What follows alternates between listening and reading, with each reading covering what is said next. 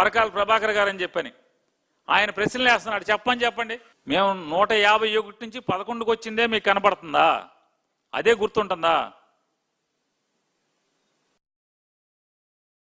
108 నుంచి మా దగ్గర 23 కొనుక్కుని 108 మా దగ్గర 23 కొనుక్కున్నారు. ఎంత అయింది? 131.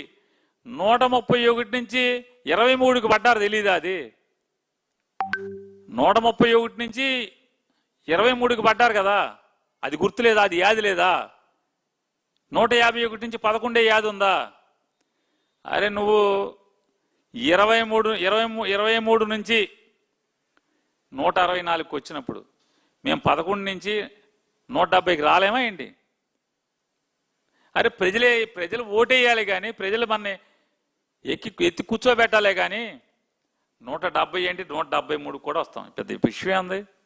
అవి తెలుసుకుంటే బెటర్. ఇల్లు జనం ఓటేస్తే ఆయన ఎవరో ఇదివరకు చంద్రబాబు నాయుడు గారితో తిరిగేవాడు, నారా లోకేష్ నాయుడు గారితో, పరకాల ప్రభాకర్ గారు అని చెప్పని ఆయన ప్రశ్నలు వేస్తున్నాడు. చెప్పండి సాయంత్రం 5 గంటల దాకా, 5 గంటల నుంచి తెల్లారుజాము 2 దాకా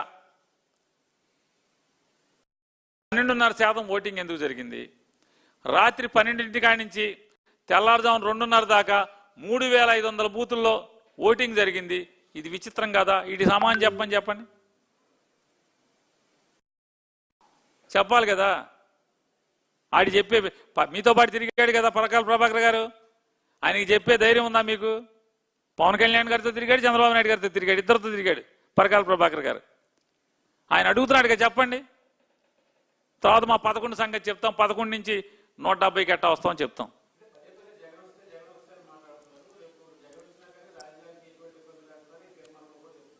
సార్ ఒక మాట అండి, నేను ఇప్పటికి చెప్తున్నా, ఇన్ని వేల కోట్ల రూపాయలు ప్రజల్ని తాకట్టు పెట్టి తెచ్చిన తర్వాత మాకు రెండో ఆలోచన ఉండే అవకాశం లేదు.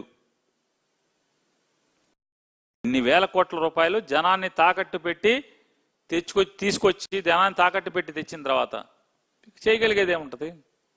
మేము జనాన్ని ముంచే నాయకులం కాదు, ముంచే మనుషులం కాదు. నేను అడుగుతున్నాను మీరు రెట్టిస్తున్నారు కదా మాట మాటకి. ఎవరు?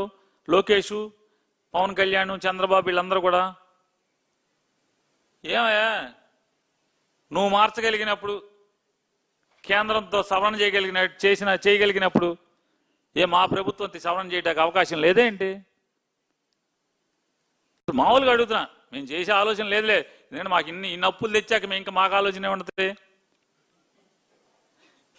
ఇప్పుడు 74,000 కోట్లు టెండర్లు పిలిచేసి ఇప్పటికి 47,000 కోట్లు 20 నెలల్లో అప్పులు తెచ్చేసేసి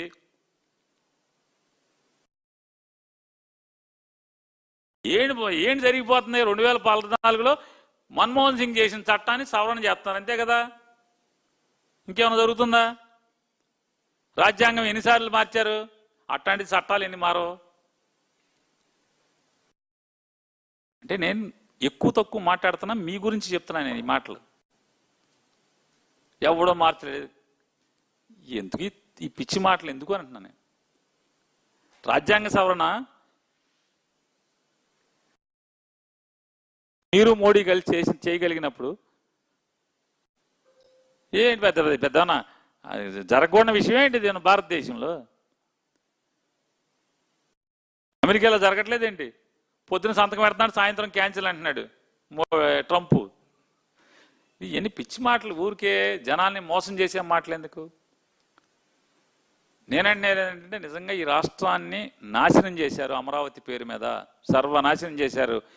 అదే అమరావతి కావాలి మీకు. అమరావతి మీద మోజు ఉంది, ఆ ప్రాంతంతో మీకు విడదీయరాని బంధం ఉంది, ఎమోషన్ ఉంది. చుట్టాలన్నారో పక్కాలన్నారో ఏదో అని.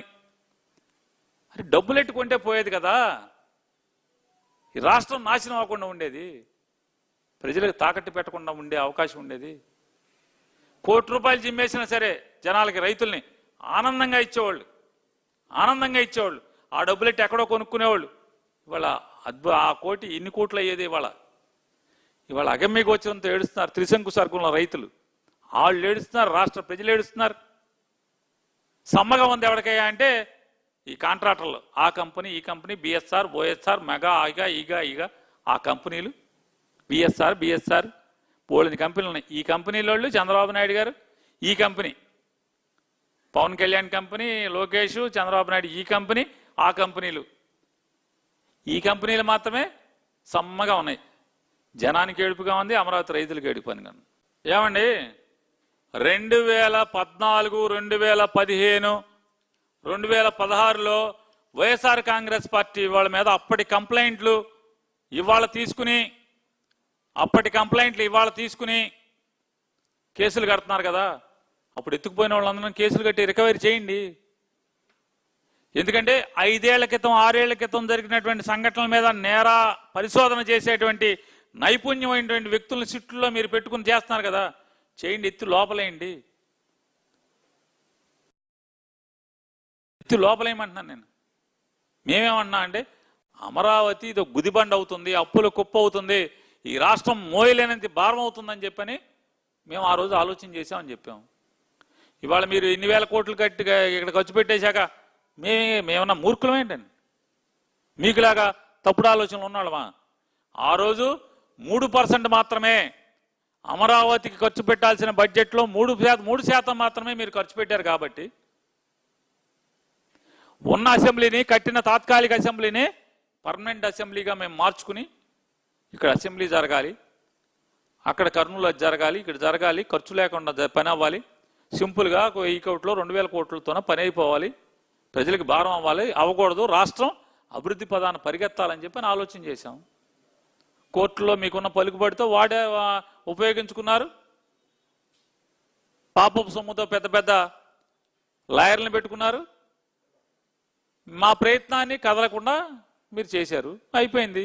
ఇవాళ మీరు ఇప్పటికి ఒక 47,000 కోట్లు అప్పు చేశామని మీరే చెప్తున్నారు. రాష్ట్ర ప్రభుత్వం ప్రజల మీద భారం పెట్టి మరొక 6,000 కోట్లు ఇప్పటికి మీరు కేటాయింపులు చేశారు పన్నుల కింద. చేయండి. మేము ఎంత అప్పులు తెచ్చి జనాన్ని తాకట్టు పెట్టి ఇన్ని వేల కోట్లు అప్పులు తెచ్చాక మేము ఇంకెక్కడికి వెళ్తాం? ఎందుకు ఇంకో ఆలోచన ఎందుకు చేస్తాం? ప్రజల్ని నాశనం చేసేటువంటి, ప్రజల్ని దోచుకునేటువంటి ఆలోచన సరళి మీది. ప్రజల మీద భారం పడకూడదు, ప్రజల మీద అప్పులు తగ్గించాలని చెప్పిన ఆలోచన చేసేవాళ్ళం మేము. ఇక ఎంత మీరు అప్పులు పెట్టేశాక, ఇన్ని అప్పులు తెచ్చాక, ఇప్పుడు 74,000 కోట్ల రూపాయలు వర్కులు పీల్చేశాక 30% అంచనాలు పెంచేసి 5% ఎక్సెస్ ఇచ్చి అదే కాంట్రాక్టర్లకి మీరు ఇచ్చి వర్కులు చేయిస్తుంటే అన్ని పర్మనెంట్గా బిల్డింగ్లు కట్టేస్తాం, ఇన్ని అప్పులు చేసేసామన్నాక ఇంకెక్కడికి వెళ్తాం?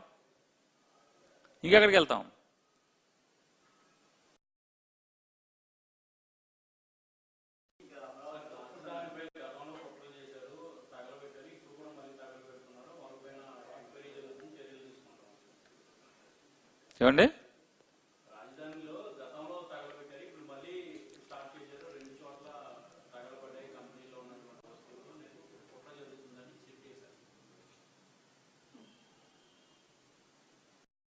అర్థం కాదు.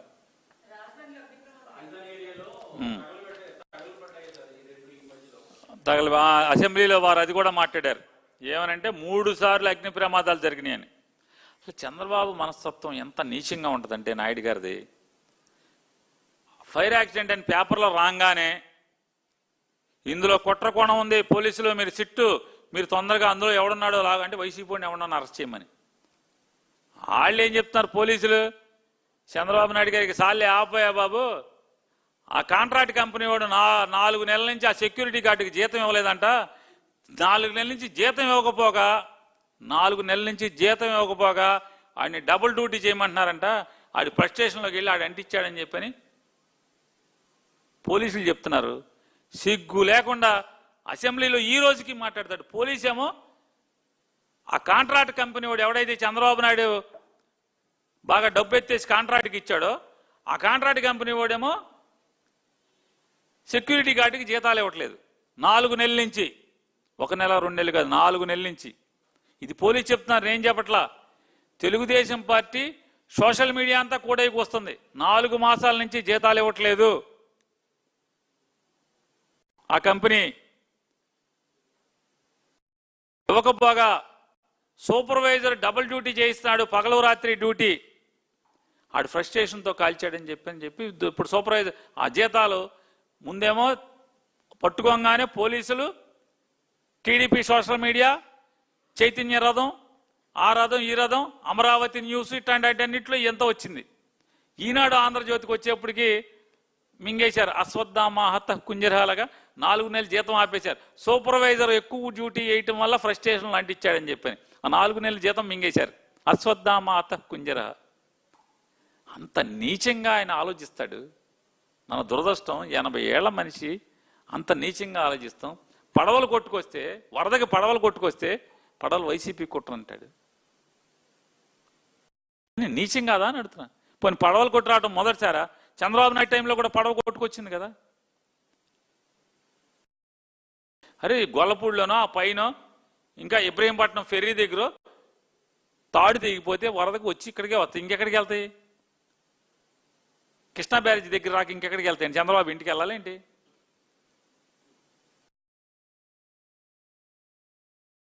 ఇది ఆయన అప్పుడు కాల్చా ఇప్పుడు కాల్చా వాళ్లే అంటిస్తారు, వాళ్లే కేసులు పెడతారు. ఎవడన్నా లోపల వేయాలంటే అన్ని వాళ్లే తప్పుడు కేసులు. చంద్రబాబు నాయుడు గారు ఎప్పుడు ఏలుబడిలో ఉంటే చంద్రబాబు నాయుడు చేత నియమించబడినటువంటి పోలీసులు అందరూ కూడా బోళ్ళని తప్పుడు కేసులు పెడతాకి బాగా ఊవిళ్ళూరుతుంటారు. చెప్పండి.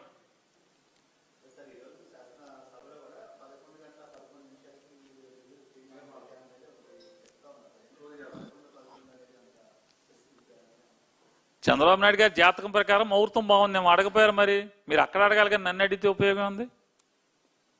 ఇప్పుడు నేను ఒకటే చెప్తున్నా అండి, 80-90 ఏళ్ళు ఉంటాయి స్పీకర్కి, అంతా ఊడిపోయినట్టుంది. ఆయనకు కానీ నారా లోకేష్ నాయుడు గారికి కానీ